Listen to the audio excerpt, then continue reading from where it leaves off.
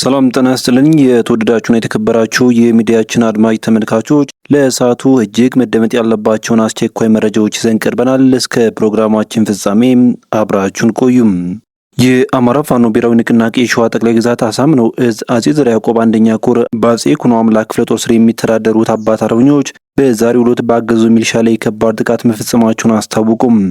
በይፋትና ጥሙጋ አውራጃ በማጀቴ ዙሪያ የተደራጁት ከውባንታ ባተ ብርጌድ ከሚልክ ብርጌድ ጧጦ የአባት አርበኞች ቃኞች ከኦሮሞ ብሔረሰብ ልዩ ዞን ጨፋ ሮቢት ተቀምጦ አማራና ኦሮሞን እያተራመሰ ከሚገኘው ሚሊሻ ጋር ከባድ ውጊያም ማካሄዳቸው ተሰምቷል።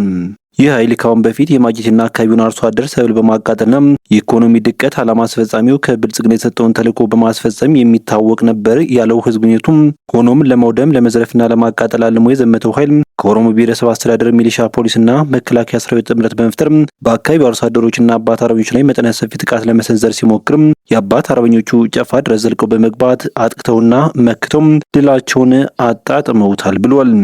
ይህ በእንዲህ እንዳለም ትላንት ከማለዳው ጀምሮ እስከ ምሽት 1 ሰዓት ድረስ በቆየው አውደ ውጊያም የአካባቢው አባት አርበኞች ባደረሱ ጉዳት በውል ባይታወቅም በርካታ ሙትና ቁስለኛ ከሚሴ ሆስፒታል እያጨናነቀ እንደሚገኝም የመረጃ ምንጮቹ ገልጸዋል። አሁን ባለው ተጨባጭ ሁኔታ የአባት አርበኞች የፊት መስመር ኃይል ከኦሮሞ ብሔረሰብ አስተዳደር ዞን በቅርብ ርቀት ላይ በምትገኘው ጭሬ ቀበሌና ማጀቴ ቆላ አካባቢ ከፍተኛ ውጥረት ላይ ይገኛል የተባለው የማጀቴና የአካባቢው ማህበረሰብ መሬታችንና ሰብላችንን አይደፈርም በሚል ጽኑ እምነት ራሱን የመከላከልና በጠላት ላይ ጠንካራ ክንዱን የማሳረፍ ታሪክ ሰርቷል ሲልም ህዝብ ግንኙነቱ አክሎ ገልጿል።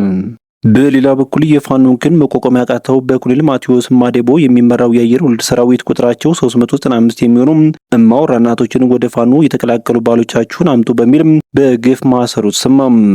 በሸዋ ጠቅላይ ግዛት መራቤቴ አውራጃ የሬማ ከተማና አካባቢ ነዋሪዎች ላይ ከፍተኛ ግፍ በመፈጸም የሚታወቀው የብልጽግናው ሰራዊት 101ኛ አየር ወለድ ክፍለ ጦር ቁጥራቸው 395 የሚሆኑ የአካባቢ ነዋሪዎች ማወራዎችን ከሚጠቡ ህጻናት ጋር በመያዝ ባሎቻቸው 94 ሺህ ብር በልተው መሳሪያችን ይዘው ፋኖን ተቀላቅለዋልና ወይ እንዲመጡ አድርጉ፣ ካልሆነም በታድሶ መልክ ደብረ ብርሃን ከተማ ወስደን የሰጠናቸውን ገንዘባችንና መሳሪያችን ይመልሱልን በሚል ምክንያት ሰኔ 8 ቀን 2018 ዓ.ም እናቶችና በርካታ የሬማ ከተማ ነዋሪዎችን የፋኖ ደጋፊ ናቸው በሚል በግፍ ማሰሩን የተበዳይ ቤተሰቦች መናገራቸውን የአጼ አምደ ጽዮን ኮር ገልጿል።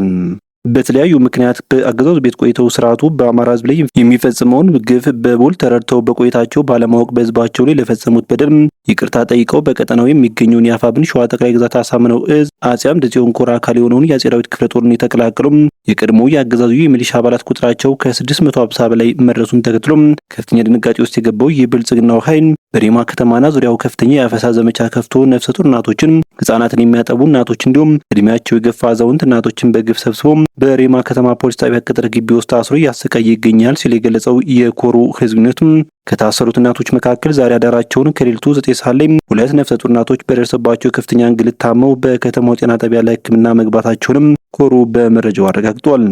አማራ በባህሉ በሴት ልጅ ላይ ክንዱን የማያነሳ ጨዋ ህዝብ በመሆኑም ይህን የመሰለ ነውር በብልጽግናው አገዛዝ የተፈጸመውን የወንብድና ድርጊት የአካባቢውን ህዝብ ክፉኛ ያስቆጣ ሲሆን የህዝብ ልጅ የሆነው የአጼ ዳዊት ክፍለ ጦር አህዶች ድርጊቱ ከተፈጸመ በሰዓታት ልዩነት ውስጥ በሬማ ከተማ ቅርብ ርቀት ላይ ተወርሮ በመድረስም በፈጸሙት የአጸፋ እርምጃ አንድ መንገድ መሪም ያልነቃ ሚሊሻ አባልና 101ኛ አየር ወለድ ክፍለ ጦር 2 አባላት ሲገደሉ በርካቶች በሰርጎ ገብ ኦፕሬሽን ለከፍተኛ አካላዊ ጉዳት መዳረጋቸውን ኮሩ የገለጸ ሲሆን የአገዛዙ ጀበና ሰባሪ ሰራዊት የፋኖን ግን መቋቋም ሲያቅተው በግፍ ያሰራቸው እናቶችን በአስቸኳይ የማይለቀውንም የከፋ የአጸፋ እርምጃ እንደሚወስድ አስጠንቅቋል ሲልም መረጃውን ያጋራው የአፋብን ሸዋ ጠቅላይ ግዛት አሳምነው እዝ ህዝብ ግንኙነት መምሪያ ነው።